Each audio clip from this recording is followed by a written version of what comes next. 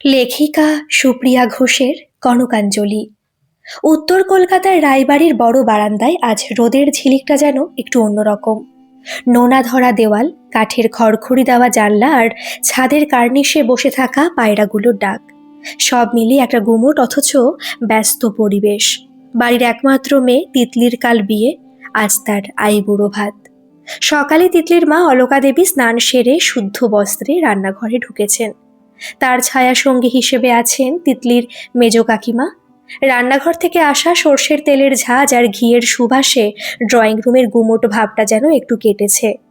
তিতলির বাবা অবিনাশবাবু পুরনো আমলের সেগুন কাঠের ইজি চেয়ারে বসে আছেন। হাতে আনন্দবাজার পত্রিকাটা ধরা থাকলেও তার চোখ দুটো চশমার ওপর দিয়ে বারে বারে তিতলির বন্ধ ঘরের দরজার দিকে যাচ্ছে। তিনি জানেন তিতলি এখন ঘরে বসে ওর অফিসের শেষ কাজগুলো গুছিয়ে নিচ্ছে। মেয়েটা বরাবরই বড্ড কাজের পাগল, ঠিক যেন ওর ঠাকুরদা। ও মেজ বউ, পোস্তটা কি শিল নোড়াতেই বাটবে? মিক্সিতে দিলে কি সেই স্বাদটা আসবে? অলকা দেবী কড়াইয়ে সর্ষের তেলের ধোয়া ওড়াতে ওড়াতে জিজ্ঞেস করলেন। মেজ কাকিমা ঘাম মুছে বললেন, না দিদি, আমার দিদিমা বলতেন শিল নোড়ার বাটা পোস্তর যে আঠা আঠা ভাব, ওটা কি আর মেশিনে হয়? তিতলি মেয়েটা আমার পোস্ত বড়া খেতে বড় ভালোবাসে। আজ শেষ দিন, ওকে একদম খাস কলকাতার রান্নার স্বাদ দেব। তিতলি, ওরে মা, আর কতক্ষণ ওই ল্যাপটপ নিয়ে মুখ গুজে বসে থাকবি? আয় না রে, বেলা যে অনেক হলো। অবিনাশবাবুর ডাকে তিতলি দরজা খুলে বেরিয়ে এলো। পরনে একটা জামদানি শাড়ি, চুলে হাত খোপা, বেশ টিপটপে সাজ। আসছি বাবা, আসছি। তোমাদের এই আইবুড়ো ভাতের মেনু দেখলে আমার মনে হয় আমি বোধহয় আর কোনোদিন খেতে পাবো না। 5 রকমের ভাজা, শুক্তো, ডাল, মাছের মাথা দিয়ে চ্যাচড়া। এত কেউ খেতে পারে? খাবার টেবিলটা আজ যেন ছোটখাটো এক যজ্ঞশালা। বড় কাঁসার থালা, চারপাশে রূপোর বাটি, মাঝখানে গোবিন্দভোগ চালের সাদা ফুরফুরে ভাতের ওপর 1 চামচ গাওয়া ঘি গলছে। থালার চারপাশে 5 রকমের ভাজা, বেগুনি, পটল, পোস্তর বড়া, কুমড়ো আর আলু ভাজা। পাশে সোনামুগের ডাল, তাতে কাজু কিশমিশ ছড়ানো। বড় একটা পাত্রে দই, মাছ, আর অন্য বাটিতে কচি পাঁঠার ঝোল। তিতলি খেতে বসার পর অলকা দেবী হাত পাখা দিয়ে বাতাস করতে করতে বললেন, খা তো মা পেট ভরে, কাল থেকে তো পরের ঘর। সেখানে গিয়ে কি আর এমন পা ছড়িয়ে বসে বায়না করতে পারবি? শাশুড়ি মা তোকে চোখে হারাবেন ঠিকই, কিন্তু নিজের বাপের বাড়ির এই স্বাধীনতা কি আর পাবি? তিতলি এক টুকরো মাছ মুখে দিয়ে হাসল। মা, তুমি এমন করছো যেন আমি 7 সমুদ্র 13 নদী পার হয়ে যাচ্ছি। নীল তো সেই সল্ট লেকেই থাকে, যখন ইচ্ছে হবে চলে আসব। মেজ কাকিমা এবার একটু টিপ্পনি কাটলেন। আশা তো যায় রে মা, কিন্তু মানসিকতাটা বদলে যায়। বিদায়ের সময় কনকাঞ্জলির ওই চালের মুঠোটা পেছন থেকে ছুড়বি আর বলবি, বাবার ঋণ শোধ করলাম। তখন দেখবি মনটা কেমন হু হু করে ওঠে। ওটাই তো অলিখিত নিয়ম। ওই চালটা ছোড়ার পরেই একটা মেয়ে পর হয়ে যায়। তিতলি হাত থামিয়ে দিল। ওর মনে পড়ে গেল গত সপ্তাহে নীলের সঙ্গে কফি শপে বসে হওয়া সেই কথোপকথনটা। নীল গম্ভীরভাবে বলেছিল, তিতলি, কালচার আর রিচুয়ালের মধ্যে পার্থক্য আছে। তুমি তোমার বাবা মায়ের প্রতি সারা জীবন কৃতজ্ঞ থাকবে, সেটা কি দুমুঠো চাল পেছনে ছুঁড়ে ফেলে দিয়ে প্রমাণ করা সম্ভব? এটা তো লজিকহীন একটা অপমান। অলকা দেবী তিতলির মুখ ভার দেখে একটু থতমত খেয়ে বললেন, আরে এটা তো একটা নিয়ম মাত্র, যুগ যুগ ধরে হয়ে আসছে। তোর দিদিমা করেছে, আমি করেছি, এখন তোকেও করতে হবে। লোক লজ্জা বলে তো একটা ব্যাপার আছে। পাড়ার বড় পিসিমারা ওদিন একদৃষ্টে তাকিয়ে থাকবে তুই ঠিক মতো চালটা দিচ্ছিস কি না। চাল যেন মাটিতে না পড়ে, আঁচলেই পড়ে, সেটা খেয়াল রাখিস। ওটা নাকি অলক্ষণে হয়। অবিনাশবাবু এতক্ষণ চুপ করেছিলেন। এবার তিনি চশমাটা টেবিলের ওপর নামিয়ে রেখে বললেন, অলকা, মেয়েটাকে আর ভয় দেখিও না তো। ও আধুনিক মেয়ে, ওর নিজস্ব চিন্তা ভাবনা আছে। কিন্তু তিতলি, একটা কথা মনে রাখিস মা, সমাজটা কিন্তু শুধু যুক্তি দিয়ে চলে না। মাঝে মধ্যে কিছু অর্থহীন নিয়মও আমাদের মেনে নিতে হয়, শুধু প্রিয়জনদের মুখে হাসি ফোটাতে। তিতলি কোনো উত্তর দিল না। সে শুধু দেখল জানলার বাইরের নীল আকাশটা আস্তে আস্তে ম্লান হয়ে আসছে। বিকেলের রোদে এই বাড়ির চুন বালির দেওয়ালগুলো কেমন যেন বিষণ্ণ দেখাচ্ছে। একটু পরেই বর্ধমান থেকে পিসিমারা এসে পৌঁছাবেন।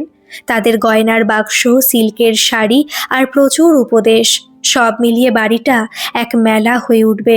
সন্ধ্যার দিকে নীলের ফোন এলো। তিতলি ছাদে গিয়ে ফোনটা ধরল। উত্তর কলকাতার ছাদগুলো থেকে ঘুড়ি ওড়ার উৎসব শেষ হয়ে এখন শুধু নিঝুম অন্ধকার। কি গো, আইবুড়ো ভাত কেমন হলো? কটা মাছের মাথা খেলে? নীলের গলার আওয়াজে এক অদ্ভুত শান্তি। মাছ মাংস সব খেয়েছি নীল, কিন্তু মনটা ভার হয়ে আছে। বাড়িতে সেই কনকাঞ্জলি নিয়ে চর্চা শুরু হয়েছে। মা বলছে চাল দিয়ে নাকি ঋণ শোধ করতে হয়। তিতলির গলায় কষ্টের রেশ। নীল ওপাশ থেকে দৃঢ় স্বরে বলল, তিতলি, আমি আগে যা বলেছি এখনো তাই বলছি। তুমি কারোর কেনা গোলাম নও যে ঋণ শোধ করে মুক্তি নিতে হবে। তুমি আমার স্ত্রী হবে, তার মানে এই নয় যে তুমি তোমার বাবা মায়ের মেয়ে হিসেবে তোমার অধিকার হারিয়ে ফেলবে। আমি কালকের দিনটার জন্য প্রস্তুতি হচ্ছি, তুমিও মানসিক শক্তি যোগাও। নিচে তখন বড় পিসিমার হাঁকডাক শুরু হয়েছে। ওরে তিতলি, কোথায় গেলি? তত্ত্বের শাড়িগুলো দেখবি না? আর গয়নার বাক্সটা কোথায় রাখলে বৌদি?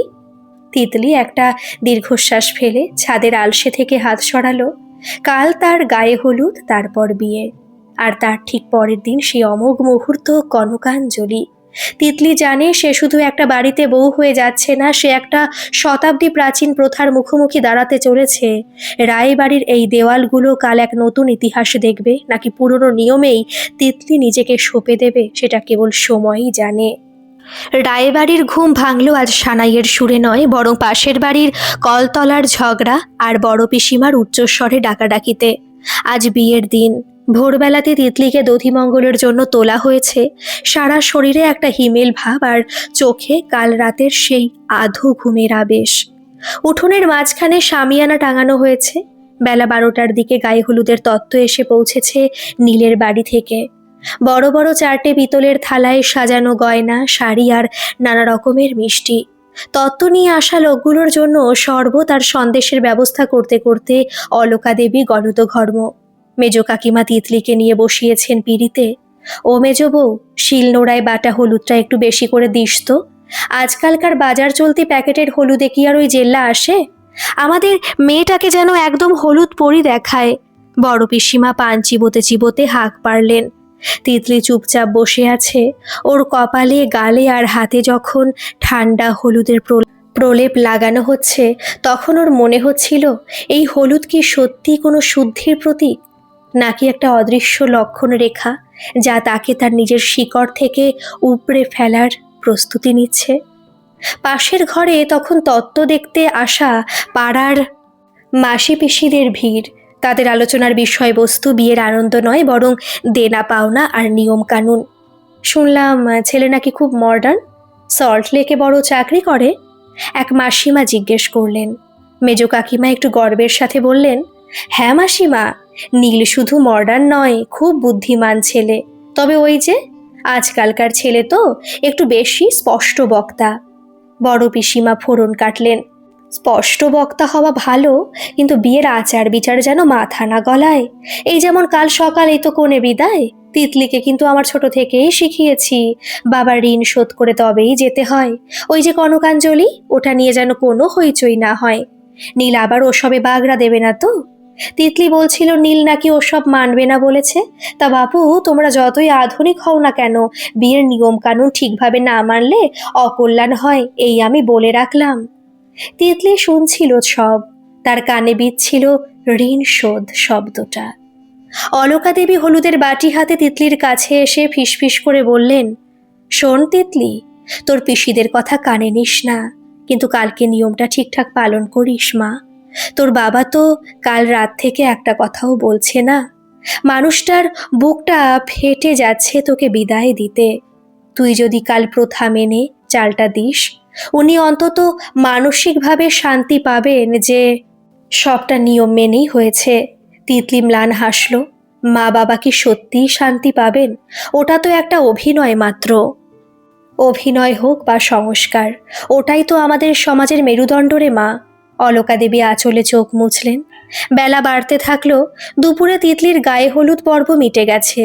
সবাই মিলে তিতলিকে একটু মিষ্টি খাওয়াতে চাইলো, কিন্তু তিতলির গলায় আজ কিছুই নামছে না। ও বারবার নিজের ফোনের দিকে তাকাচ্ছে। নীলের কোনো মেসেজ নেই। নীল বোধহয় ওর বাড়িতে এখন মহা ব্যস্ত। হবু শ্বশুর বাড়ির সেই অপরিচিত পরিবেশে নিজেকে মানিয়ে নেওয়ার একটা চাপা উত্তেজনা আর ভয় তিতলিকে আষ্ঠে পৃষ্ঠে জড়িয়ে ধরছে। সন্ধ্যার দিকে বাড়িতে ভিড় আরও বাড়ল। সানাইওয়ালা বসেছে নিচের তলায়। তিতলিকে এখন সাজাতে হবে। বেনারসি গয়না আর চন্দনের সাজে যখন সে আয়নার সামনে দাঁড়ালো, নিজেকে নিজেরই অচেনা লাগছিল। আয়নায় প্রতিচ্ছবিটা যেন বলছে, তুই কি সত্যি প্রস্তুত এই পরিবর্তনের জন্য? তৈরি হওয়ার ফাঁকে অবিনাশ বাবু একবার ঘরে ঢুকলেন। মেয়ের বিয়ের সাজ দেখে তার চোখের কোণ চিকচিক করে উঠল। তিনি তিতলির মাথায় হাত রেখে শুধু বললেন, খুব সুন্দর লাগছে মা, একেবারে আমার রাজকন্যার মতো। তিতলি বাবার হাতটা চেপে ধরল। বাবা, কালকের পর থেকে কি আমার এই ঘরটা ফাঁকা পড়ে থাকবে? আমার বইগুলো, আমার ডায়েরিটা? অবিনাশবাবু ম্লান হাসলেন। ঘর কি কখনো ফাঁকা থাকে রে? স্মৃতিতে সব ভর্তি হয়ে যায়, শুধু তুই নেই। এই বোধটা যখন মনে আসবে তখনই তো আসল ঋণটা অনুভব করব। হঠাৎ বাইরের কলরব বেড়ে গেল। নীলদের গাড়ি এসে পৌঁছেছে। শাঁখের আওয়াজ আর উলুধ্বনিতে বাড়িটা মুখরিত হয়ে উঠল। বরযাত্রীদের অভ্যর্থনা জানাতে ব্যস্ত সবাই, কিন্তু তিতলি জানালার খড়খড়ি দিয়ে দেখল নীল গাড়ি থেকে নামছে। পরনে তসর কালারের পাঞ্জাবি আর ধুতি, মুখটা উজ্জ্বল কিন্তু চোখে এক অদ্ভুত সংকল্প। বিয়ের আসরে বসার পর যখন লগ্ন শুরু হলো, অগ্নি সাক্ষী রেখে 7 পাক ঘোরার সময় তিতলি নীলের চোখে চোখ রাখল। নীল হাসল, এক শান্ত আত্মবিশ্বাসী হাসি। সেই হাসির মানে তিতলি বোঝে, নীল তাকে আশ্বাস দিচ্ছে যে সে একা নয়। পুরো বিয়ের অনুষ্ঠান জুড়ে তিতলি দেখল কত মানুষ আসছে, খাচ্ছে, উপহার দিচ্ছে আর চলে যাচ্ছে, কিন্তু তার নিজের বাড়ির এই মানুষগুলোর সঙ্গে তার নারী ছেঁড়া টানটা কি সত্যি কয়েক মুঠো চালে ছিন্ন হয়ে যাবে? বড় পিসিমা মাঝে মধ্যেই এসে ফিসফিস করে বলছেন, একদম নার্ভাস হবি না তিতলি, এটাই তো মেয়েদের ভবিতব্য রে। আমি, তোর মা, কাকিমা সবাই নিজের বাড়ি ছেড়ে যে যার শ্বশুর বাড়ি এসেছি, একদম ভয় পাস না। বিয়ের মণ্ডপ থেকে যখন অগ্নিকুণ্ডের ধোঁয়া উঠছে, মন্ত্রপাঠে আকাশ বাতাস ভারী হয়ে যাচ্ছে, তখন তিতলি মনে মনে এক অন্য শপথ নিচ্ছে। নীল যখন যজ্ঞের আগুনে ঘি ঢালছে, তখন তিতলির মনে হলো, এই আগুনে কি পারবে সব জীর্ণ প্রথাকে পুড়িয়ে ছাই করে দিতে? বিয়ের পিঁড়ি থেকে যখন তিতলি আর নীল উঠল, তখন রাত প্রায় 3টে। তিতলিদের বাড়ির সেই বড় বাসর ঘরটা এখন গিজগিজ করছে আত্মীয় স্বজনে। তিতলির আত্মীয় স্বজন আর নীলের বাড়ির 2-1 বোন মিলে আসর জমিয়ে বসেছে। তিতলির বেনারসির আঁচলটা বেশ ভারী, তার ওপর গয়নার ভারে ঘাড়টা টনটন করছে। নীলকে দেখে মনে হচ্ছে সে বেশ ক্লান্ত, কিন্তু মুখে সেই অমলিন হাসিটা লেগেই আছে। বাসরের নিয়ম অনুযায়ী নানা রকম খেলা শুরু হলো, আংটি খোঁজা থেকে শুরু করে কড়ি খেলা। বড় পিসিমা ঘরে এসে পান চিবোতে চিবোতে বললেন, হ্যাঁ গো বাবা নীল, শুনলাম তুমি নাকি অনেক দূর পড়াশোনা করেছো, তাই এই বাড়ির নিয়মকানুনগুলো সব জানো তো?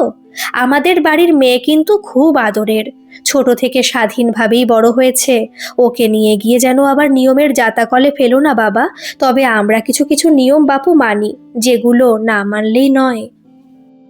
নীল মুচকি হেসে তিতলির দিকে একবার তাকিয়ে নিয়ে বলল, পিসিমা, নিয়মের জাতাকল তো সব বাড়িতেই থাকে, তবে আমি চাই তিতলি আমাদের বাড়িতে গিয়ে নিজের মতো করে বাঁচুক। নিয়ম যদি মানুষের মনের ওপর বোঝা হয়ে দাঁড়ায়, তবে সে নিয়ম না থাকাই ভালো নয় কি? ঘরের পরিবেশটা হঠাৎ একটু থমথমে হয়ে গেল। বড় পিসিমা একটু গম্ভীর হয়ে বললেন, বোঝা কেন হবে বাবা? এই তো কাল সকালেই তিতলি বিদায় নেবে। আমাদের বাড়ির রীতি অনুযায়ী ও 3 মুঠো চাল ছুঁড়ে দিয়ে বাবা ঋণ শোধ করবে। এটা তো আনন্দের নিয়ম, এতে তো আর কোনো কষ্ট নেই। নীল এবার সরাসরি তিতলির চোখের দিকে তাকালো। নীল দেখল তিতলির চোখের মণি দুটো চিকচিক করছে। নীল খুব শান্ত গলায় বলল, পিসিমা, আপনি তো বেশ অভিজ্ঞ।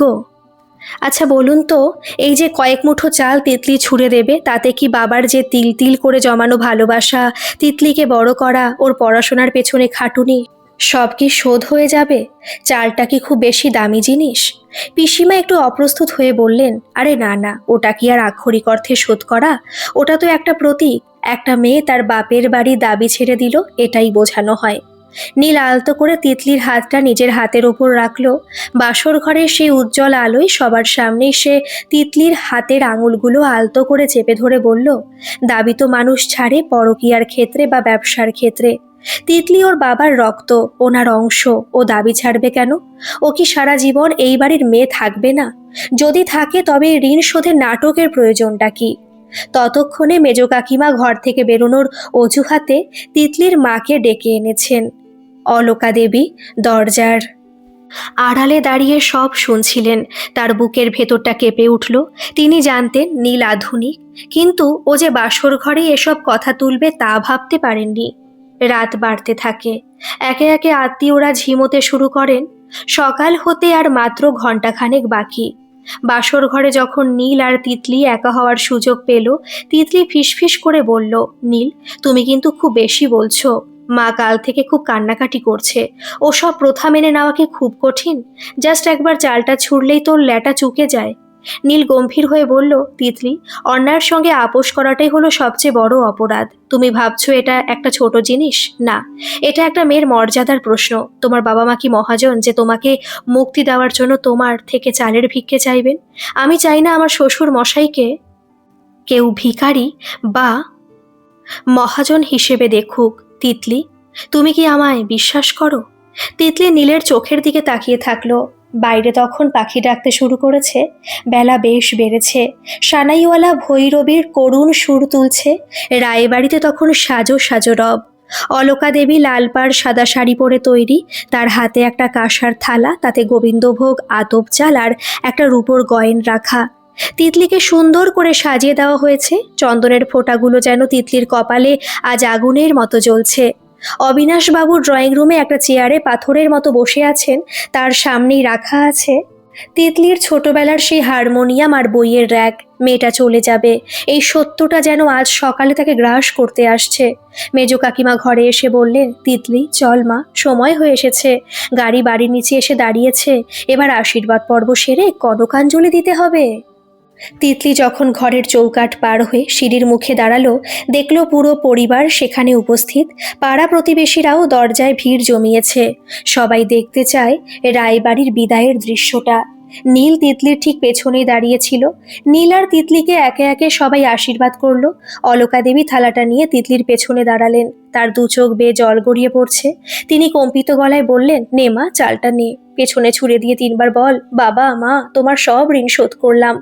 তিতলি চালের থালাটার দিকে হাতটা বাড়ালো। তার আঙুলগুলো কাঁপছে।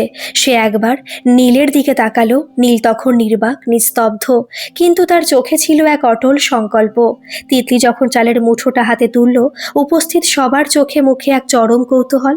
কিন্তু ঠিক সেই মুহূর্তে যা ঘটল তা দেখার জন্য রায়বাড়ির কেউ প্রস্তুত ছিল না। চারপাশে পাড়া প্রতিবেশীর ভিড়। বাড়ির সামনের মিষ্টির দোকানের মালিক থেকে শুরু করে ওপরতলার ভাড়াটে মাসিমা, সবাই আজ সাক্ষী থাকতে চান এই বিদায় মুহূর্তের। বড় পিসিমা পেছন থেকে তাড়া দিলেন, তাড়াতাড়ি কর তিতলি, আর শোন, চালটা যেন ঠিকমতো আঁচলে পড়ে। মাটিতে পড়লে কিন্তু লোকে অলক্ষণে বলবে।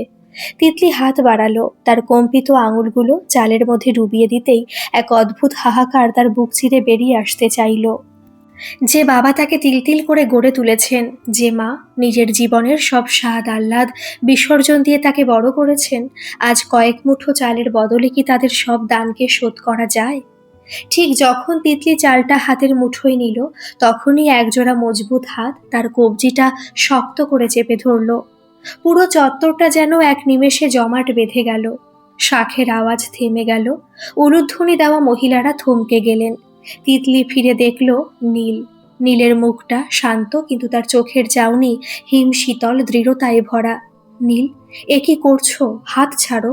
অলকা দেবী আঁতকে উঠলেন। নীল তিতলির হাতটা চালের থালা থেকে সরিয়ে দিয়ে খুব ধীর স্থিরভাবে বলল, না মা, তিতলি এই চাল ছুঁড়বে না, আর ওই বাক্যটাও বলবে না। বাড়ির ভেতরে যেন বিদ্যুৎ চমকে গেল। মেজ কাকিমা ফিসফিস করে বললেন, বলছে কি ছেলেটা? ছি ছি, এই বিদায় বেলায় কি একটা কুরুক্ষেত্র হবে নাকি?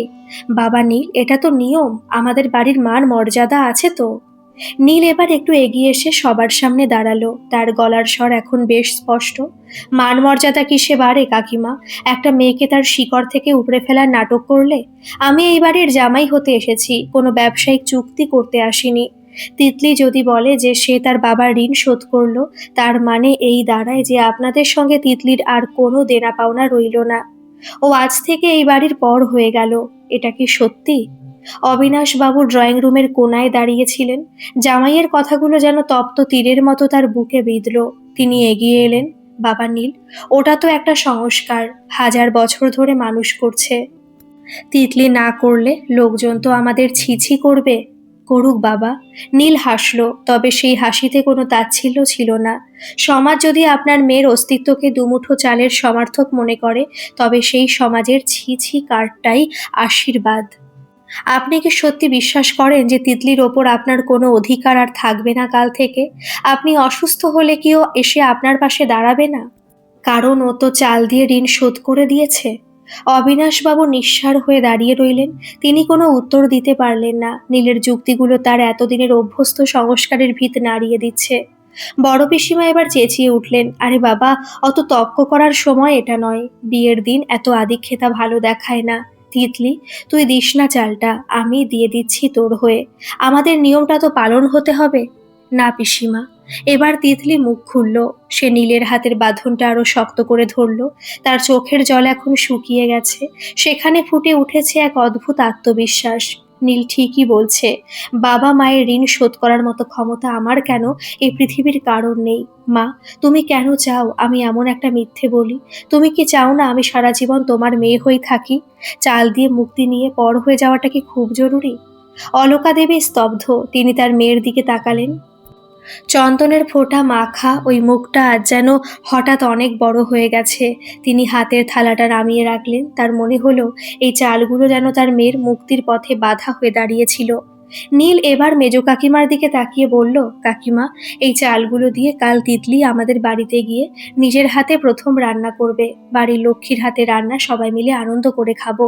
ওটাই তো আসল আশীর্বাদ, তাই না? বড় পিসিমা বিড়বিড় করে কি যেন বলতে চাইলেন, কিন্তু নীলের ব্যক্তিত্বের সামনে তার কথাগুলো হারিয়ে গেল। পাড়ার লোকজন নিজেদের মধ্যে ফিসফিস শুরু করলো, এ কি কলিযুগ এলো রে বাবা! জামাই এসে নিয়ম উল্টে দিল। কিন্তু সেই শব্দ তিতলির কানে এসে পৌঁছাচ্ছিল না। নীল তিতলির হাত ধরে গাড়ির দিকে এগোতে লাগলো। কোনো চাল পেছনে পড়া নেই, কোনো মিথ্যা ঋণ শোধের দাবি নেই। শুধু আছে বুক ভরা ভালোবাসা আর এক নতুন সম্মানের সূচনা। গাড়িতে ওঠার আগে তিতলি একবার ফিরে তাকালো নিজের বাড়ির দিকে। তার মনে হলো আজ সে পর হতে যাচ্ছে না, বরং সে এই বাড়ির অধিকারটা নিজের সঙ্গে নিয়ে যাচ্ছে। গাড়ি যখন গলির মোড় ঘুরল, অবিনাশবাবু বারান্দায় এসে দাঁড়ালেন। তার দু চোখ বেয়ে জল গড়িয়ে পড়ছে, কিন্তু এবার আর বুকটা ভার হয়ে নেই। তিনি মনে মনে বললেন, যাক, আমার মেয়েটা অন্তত একটা মানুষের মতো মানুষের হাত ধরেছে। নীল তিতলির হাতটা নিজের হাতের মুঠোয় নিয়ে বলল, জানো তিতলি, সংস্কার মানে হলো পুরনো শিকড়কে আঁকড়ে ধরে নতুন ডালপালা মেলা। জীর্ণ পাতাকে ঝরিয়ে দেওয়াই তো বসন্তের কাজ। তিতলি মাথাটা নীলের কাঁধে রাখলো। কলকাতার রাস্তায় তখন ব্যস্ততা শুরু হয়েছে, কিন্তু এই ব্যস্ততার ভিড়েও তিতলির মনে হচ্ছিল আজ সে এক নতুন ইতিহাসের শরিক হয়ে নিজের শ্বশুরবাড়ির পথে যাত্রা শুরু করেছে। নীলের গাড়িটা যখন সল্টলেকের সুসজ্জিত বাড়ির সামনে এসে দাঁড়ালো, তিতলির বুকের ভেতরটা তখনও টিপ টিপ করছে। সে জানে এই চার দেওয়ালের ভেতর তার জন্য শুধু বরণডালা অপেক্ষা করে নেই, অপেক্ষা করে আছে একরাশ প্রশ্ন। বাপের বাড়ি প্রথা ভাঙার খবর ডালপালা মেলে ইতিমধ্যে এই বাড়িতে এসে উপস্থিত হয়েছে। আধুনিক প্রযুক্তির যুগে ফোনের মাধ্যমে খবর পৌঁছাতে সময় লাগে না। গাড়ি থেকে নামতেই নীলের সেজ কাকিমা আর পিসিমারা এগিয়ে এলেন, হাতে বরণের থালা, জ্বলন্ত প্রদীপ আর শঙ্খ। কিন্তু তিতলি লক্ষ্য করলো সবার মুখগুলো কেমন যেন থমথমে। উলুধ্বনির জোরটা খুব বেশি জোরালো নয়। নীলের মা সুমিত্রা দেবী নিজে হাতে বরণ করলেন ঠিকই, কিন্তু তার চোখে এক অদ্ভুত সংশয়। এসো মা, ঘরে এসো, সুমিত্রা দেবী ধীর গলায় বললেন। তিতলি আলতা মাখানো পায়ে সাদা কাপড়ের ওপর ছাপ দিয়ে দিয়ে ঘরে ঢুকলো, কিন্তু প্রথা অনুযায়ী বরণের পর যে মিষ্টি হাসি আর আনন্দের কলরব থাকার কথা ছিল তার বদলে এক অদ্ভুত গাম্ভীর্য গ্রাস করেছে পুরো বৈঠকখানাটাকে। বড় পিসিমা, যিনি নীলের বাড়ির সব শাসনের মূল চালিকা শক্তি, তিনি সোফায় বসে গম্ভীরভাবে বললেন, হ্যাঁ রে নীল, যা শুনলাম সেটা কি সত্যি? বৌমা কি শেষ পর্যন্ত বাবার ঋণ শোধ না করেই চলে এলো? রায়বাড়ির অত দিনের সম্মানটা তুই এক নিমেষে ধুলোয় মিশিয়ে দিলি। নীল তিতলির হাতটা ছাড়েনি। সে তিতলিকে নিয়ে পিসিমার সামনে গিয়ে দাঁড়িয়ে হেসে বলল, পিসিমা, সম্মানটা কি চালের মধ্যে থাকে? তিতলি ওর বাবা মায়ের প্রতি দায়বদ্ধতা সারা জীবন পালন করবে, এটাই তো আসল সম্মান। চাল ছুঁড়ে দিয়ে আমি মুক্তি পেলাম বলাটা কি খুব সম্মানের কাজ? আরে বাবা, নিয়ম তো নিয়মই, সেজ কাকিমা ফোড়ন কাটলেন। আমরাও তো বাপের বাড়ি থেকে কনকাঞ্জলি দিয়েই এসেছি, কই আমাদের ভালোবাসা কি তাতে কমে গেছে? লোকে বলবে কি, লক্ষ্মী বিদায়ের নিয়ম না মেনেই বাড়ির বউ লক্ষ্মী হয়ে ঘরে এলো? এটা কি অলক্ষণ নয়? পুরো ড্রয়িং রুম জুড়ে তখন ফিসফাস শব্দ শুরু হয়েছে। তিতলি মাথা নিচু করে দাঁড়িয়েছিল, তার মনে হচ্ছিল সে বুঝি কোনো অপরাধ করে ফেলেছে। ঠিক সেই মুহূর্তে সুমিত্রা দেবী বরণডালাটা টেবিলের ওপর রাখলেন। তিনি এগিয়ে এসে তিতলির চিবুকটা ছুঁয়ে মুখটা উঁচু করলেন। ওকে এভাবে সবাই মিলে ঘিরে ধরবে না তো ঠাকুরজি? সুমিত্রা দেবী নীলের পিসিমার দিকে তাকিয়ে স্পষ্ট গলায় বললেন, নীল আমাকে সকালে ফোন করে সব বলেছিল। প্রথমে আমিও একটু ঘাবড়ে গিয়েছিলাম, মনে হয়েছিল যুগ যুগ ধরে যা হয়ে আসছে তা না করলে বুঝি কোনো বিপদ হবে। তিতলি দেখলো নীলের মায়ের চোখে জল টলটল করছে। সুমিত্রা দেবী তিতলির মাথায় হাত রেখে বললেন, কিন্তু নীল যখন বলল, মা, তিতলি কি তোমারও মেয়ে হবে না?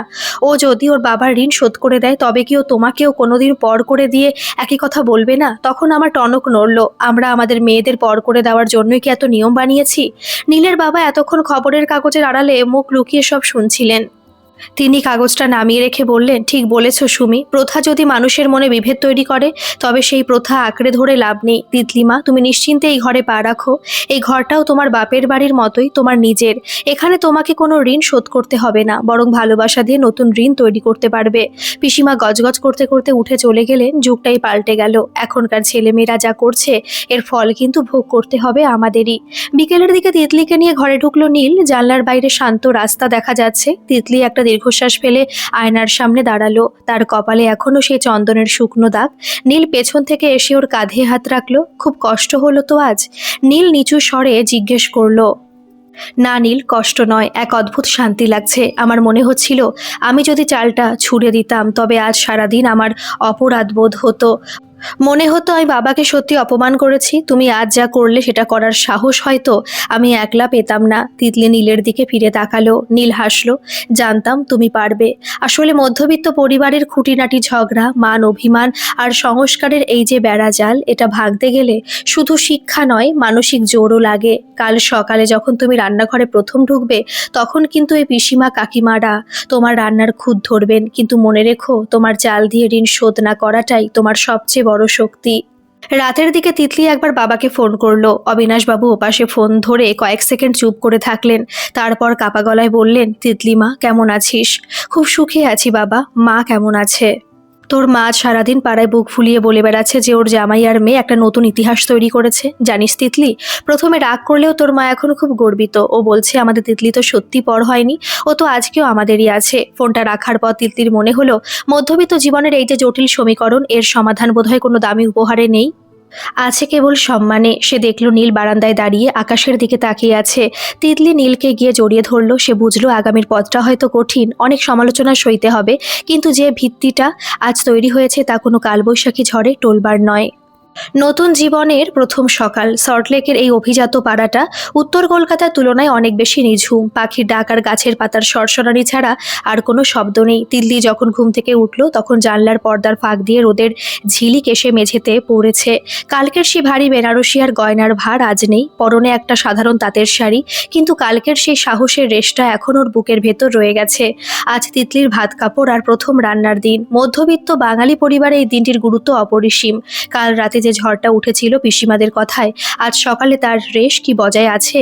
তিতলি যখন রান্নাঘরে ঢুকলো দেখলো তার শাশুড়ি মা সুমিত্রা দেবী আগেই সেখানে ব্যস্ত। এসো মা তিতলি, হাত মুখ ধুয়ে এসো, আজ তো তোমার হাতের অমৃত খাওয়ার জন্য সবাই অপেক্ষা করছে। সুমিত্রা দেবী মিষ্টি হেসে বললেন। তিতলি লক্ষ্য করলো ওনার গলার স্বরে কালকের সেই সংশয় আর নেই, বরং এক ধরনের প্রশ্রয় আছে। রান্নাঘরের পাশে ডাইনিং টেবিলে তখন বসে আছে নীলের পিসিমা আর সেজো কাকিমা। তিতলি ঢোকা মাত্রই পিসিমা একটু বাঁকা গলায় বললেন, হ্যাঁ মা, তিতলি, তা রান্নাবান্না তো শুরু করছো, ওই চালটা তো মনে হয় এনেছো, ওটা তো নিয়ম বাপের বাড়ি বিদায় বেলার চাল দিয়ে নতুন বাড়ির প্রথম ভাতটা রান্না করা। তিতলি থমকে দাঁড়ালো, কালকের সে প্রসঙ্গের রেশ যে এত তাড়াতাড়ি আবার ফিরবে সেটা সে ভাবেনি। নীল ঠিক সেই মুহূর্তেই রান্নাঘরে কফি বানাতে ঢুকেছিল। সে হাসি মুখে পিসিমার দিকে তাকিয়ে বলল, পিসিমা, চালটা কাল তিতলি তার বাপের বাড়ি ছুড়ে দেয়নি ঠিকই, কিন্তু ওটা গুছিয়ে সঙ্গে করে নিয়ে এসেছে। ওটা কেবল একটা নিয়ম পালনের জন্য নয়, ওটা রায়বাড়ির আশীর্বাদ হিসেবে এনেছে। আর হ্যাঁ, আজ সেই চাল দিয়ে রান্না হবে। তিতলি নীলের দিকে তাকালো, নীল চোখ টিপে ইশারা করলো। তিতলি সে চালের প্যাকেটটা বের করলো, যেটা অলকা দেবী কাল কান্নাকাটি করতে করতে তিতলির সুটকেসের এক কোণায় গুজে দিয়েছিলেন। তিতলি যখন চালটা হাঁড়ির ফুটন্ত জলে দিতে যাবে, তখন ওর চোখের সামনে ভেসে উঠল উত্তর কলকাতার সে পুরনো নোনা ধরা দেওয়াল, বাবার ক্লান্ত কিন্তু গর্বিত মুখটা। দুপুরে খাবারের আসর বসলো, টেবিলে হরেক পদের সমারোহ, শুক্তো ডাল, ঝুরঝুরে আলু ভাজা আর সর্ষে ইলিশ। নীলের বাবা প্রথম গ্রাস মুখে তুলে নিয়ে এক অদ্ভুত তৃপ্তিতে চোখ বুজলেন। জানো তিতলিমা, আজকের এই ভাতের স্বাদটা যেন আলাদা। এতে কোনো দেনা পাওনা নেই, শুধু আছে এক রাশ মায়া। পিসিমা এবার একটু থতমত খেয়ে গেলেন। তিনি দেখলেন বাড়ির বাকিরা নীল আর তিতলির এই আধুনিকতাকে মনে মনে মেনে নিয়েছেন। আসলে মানুষের মন অনেক সময় সংস্কারের ভয়ে কুঁকড়ে থাকে, কিন্তু কেউ একজন সাহসে ভর করে হাত বাড়ালে সেই অন্ধকার কাটতে সময় লাগে না। খাওয়া দাওয়ার পর বিকেলে তিতলি আর নীল ছাদে গিয়ে দাঁড়ালো। দূরের আকাশে গোধূলি রং ছড়িয়ে পড়েছে। তিতলি বাবার নাম্বার একটা ছবি পাঠালো। নীল আর সে একসঙ্গে খাবার টেবিলে বসে খাচ্ছে। নিচে লিখে দিল, বাবা, তোমার চাল দিয়ে আজ নতুন বাড়ির অন্ন তৈরি করেছি। কাল তুমি বলেছিলে না ঋণ কি শোধ করা যায়? ঠিকই বলেছিলে বাবা, ভালোবাসা কোনোদিন শোধ করা যায় না, ওটা কেবল বয়ে নিয়ে যেতে হয়। মিনিট 5 পরেই ফোনের ওপার থেকে অবিনাশ বাবুর ভয়েস মেসেজ এলো। তার গলাটা আজ ভীষণ পরিষ্কার আর আনন্দিত। তুই ভালো থাক মা, নীলকে নিয়ে খুব সুখে থাক। নীল তিতলির কাঁধে হাত রেখে আকাশের দিকে তাকিয়ে বলল, শুনলে তো তিতলি, আমাদের এই ছোট ছোট লড়াইগুলোই একদিন সমাজটাকে বদলে দেবে। মধ্যবিত্ত ঘরে খুঁটিনাটি কথোপকথন যখন সংস্কারের ওপরে ভালোবাসার জয়গান গায়, তখনই তো আসল পরিবর্তন আসে। তিতলি নিচে নেমে নিজের ঘরের দিকে গেল। সেখানে নীলের মা তিতলির জন্য এক গ্লাস লস্যি নিয়ে দাঁড়িয়ে আছেন। তিতলি বুঝলো সে শুধু একটা নতুন বাড়িতে আসেনি, সে একটা নতুন আদর্শের সূচনা করেছে। যেখানে মেয়ে মানে পরের ধন নয়, যেখানে বিদায় মানে ঋণ শোধ নয়, বরং এক বাড়ি থেকে অন্য বাড়িতে ভালোবাসার সেতু হয়ে ওঠা। নীল তিতলির কানে ফিসফিস করে বলল, পরের সপ্তাহে কিন্তু আমাদের ওই বাড়িতে যেতে হবে। বাবার জন্য আমি একটা নতুন চশমা দেখেছি, আর মায়ের জন্য একটা তাঁতের শাড়ি। তোমার যদি বাবা মায়ের জন্য বিশেষ কিছু পছন্দ হয় নিতে পারো। তিতলি হাসলো। এই তো জীবন, যেখানে নিয়ম নেই, শুধু দায়িত্ব আছে। যেখানে চাল ছুঁড়ে বাবার বন্ধন ছিন্ন করতে হয় না, বরং সেই চালের অন্ন মুখে তুলে নিয়ে বলতে হয়, বাবা, আমি তোমারই আছি, চিরকাল থাকবো।